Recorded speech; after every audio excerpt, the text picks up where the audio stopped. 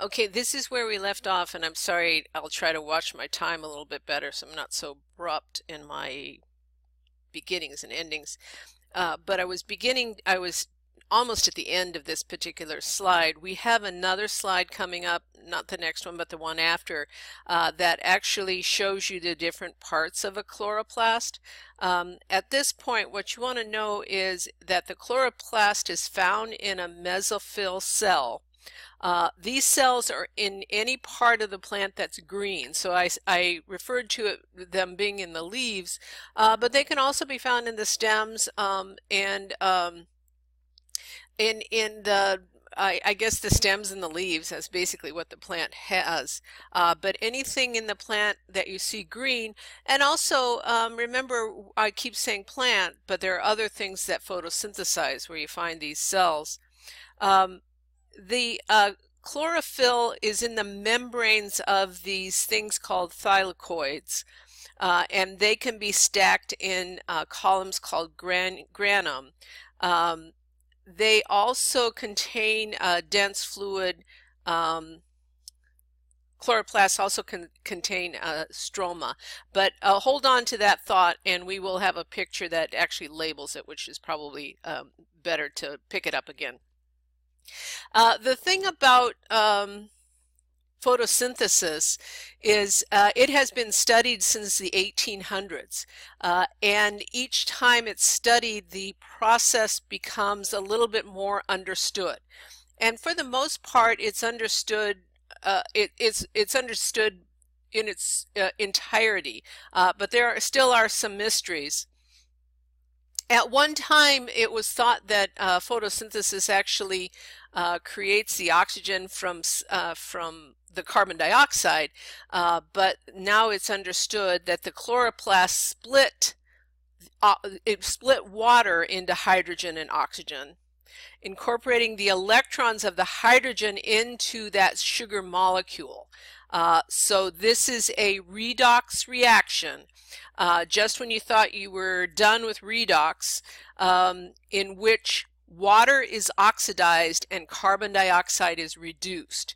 And we have the image here. You have the same image in your book. Talks a little bit more about it. But your reactants, carbon dioxide and water, your products, you have C6H12O6, which is our representation of a sugar molecule. It's not actually a sugar molecule, but it's our representation of one, plus water, plus oxygen. Those are the products. That's what's given off by this reaction. And this is a redox reaction. Water is oxidized, carbon dioxide is reduced. So it's actually the second time we've seen this equation already. That question mark that you see under photosynthesis can be summarized as the following equation. The question mark is just supposed to be an equal sign. That's a formatting issue. Photosynthesis happens in two major stages. That's why we call it photosynthesis. The light reactions, that's the photo part, that happens in the presence of sunlight. And the synthesis part, which is called the light independent reactions, or it used to be called the dark reactions, but that's an antiquated term. It's the light independent reactions. That's the Calvin cycle. That's the synthesis of sugar. In the light reactions, the thylakoids split sugar, release oxygen, and reduce NADP with a positive ion to NADPH, and generate ATP from ADP in this process called photophosphorylation. And so what you have in this image is the two reactions. So what we're trying to get just out of this particular slide, there will be a summary of what is produced where, so hopefully we can repeat this. Not hopefully, I know it'll get repeated, but it's one of those things where the more you hear it, the more likely it's going to go into your head. So the light reaction, that happens in the thylakoid, and what you have is sunlight and water going into those grana, those green areas where you have your chlorophyll, and that then releasing oxygen through the stroma. Then what you have is this oxygen carrying molecule, NADP, or this electron carrying molecule. I'm sorry, not oxygen. We got rid of oxygen. This electron carrying molecule, NADP plus, then is turned into NADH. That goes to the light independent reaction and feeds into the Calvin cycle. The Calvin cycle actually takes carbon dioxide in. Remember, or to know that carbon dioxide is going to be fixed. It's going to be bonded together. We call it carbon fixation into what then can become that 6-carbon molecule that is going to be a sugar. Plus, the Calvin cycle actually uses ATP because it uses ATP to make this sugar, and so you have ATP made in the light reactions.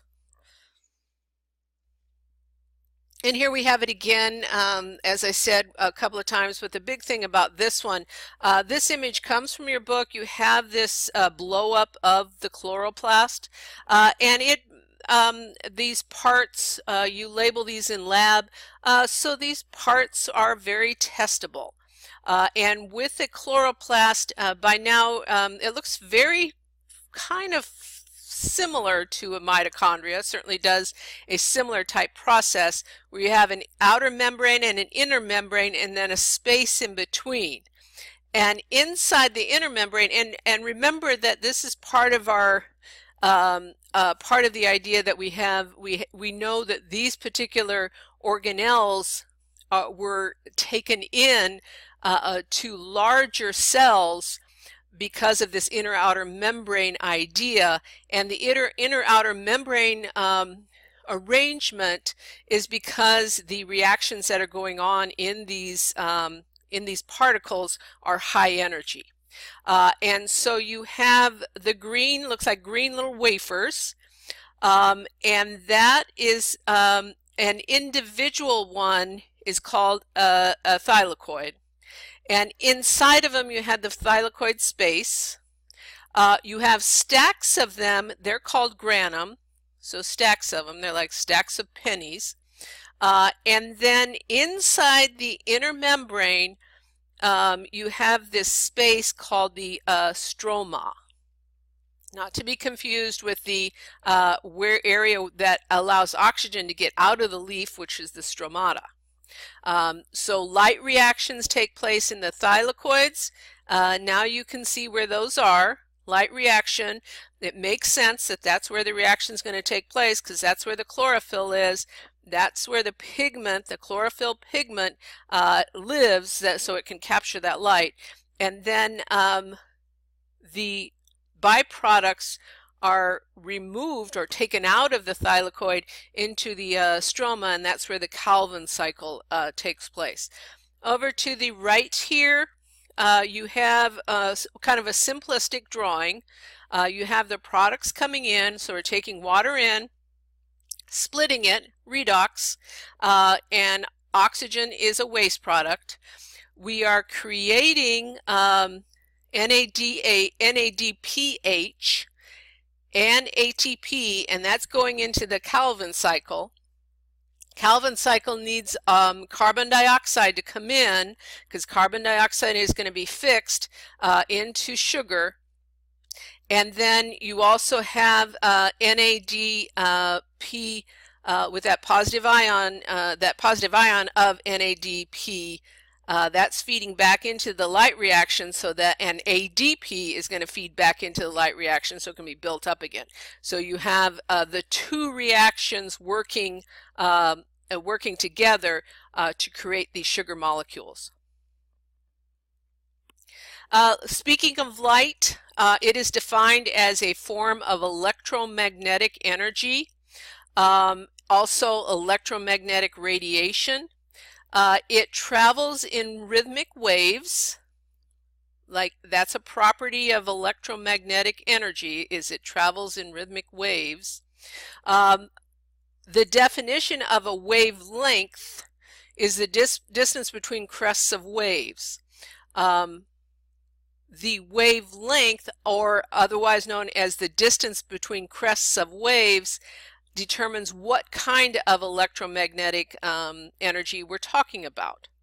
Light reactions take part in the electromagnetic spectrum between 380 to 750 nanometers. So nanometer is very, very short. And so what you have here, which the rainbow is something we're all familiar with. So you have the colors of the rainbow, which is the visible spectrum.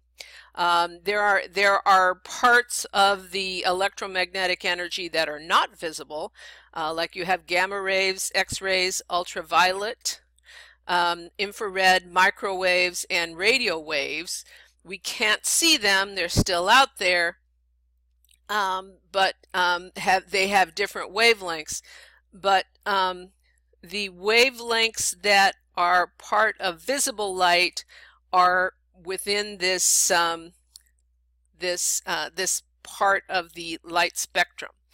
And what happens with regard to that wavelength, we have a couple of pigments. Chlorophyll A is the main one. So chlorophyll A, and no, I'm not going to ask you this formula. But one of the interesting things about this formula, you have at the top chlorophyll A and the bottom chlorophyll B. The only real difference between the two is this carbon, hydrogen, oxygen double bond over there to the left on chlorophyll B, as compared to 3 hydrogens and a carbon on chlorophyll A. Very small difference. So chlorophyll A is the main photosynthetic pigment. Accessory pigments such as chlorophyll B, what they do is they broaden the spectrum that can be used for photosynthesis. So we can use more of the visible light. Accessory pigments like carotenoids, which you've probably heard of, particularly in the fall when the leaves start changing their color, they absorb light that could damage the chlorophyll. So they absorb the excessive light. Light's a very powerful energy, and these particular pigments absorb the excessive stuff that if it's floating around in there, if it's bouncing around in there, it could actually damage the chlorophyll. So back to these wavelengths, in the thylakoids, that's where light energy is converted into chemical energy of ATP and NADPH. ATP, we know that what that molecule is. That's our energy molecule. That's going to feed into the Calvin cycle. That's actually going to turn the Calvin cycle, or assisting turning the Calvin cycle. And NADPH is going to be that electron carrier. The light, visible light, or wavelengths that drive photosynthesis are the part that we can see. Light behaves as though it consists of particles called photons. So of everything on this particular slide, everything is pretty much of a repeat for us, except for this term photons. So the discrete particles that are associated with light. Light is a wave, but we also have mass, so we have these photons. With regard to the light wave, you have chlorophyll A absorbing, say, between 400 and 450, and you have chlorophyll B absorbing between 450 and 500. And then back at the other end of the spectrum, between 650 and 700, you have A and B absorbing again. We'll pick this up on the next one.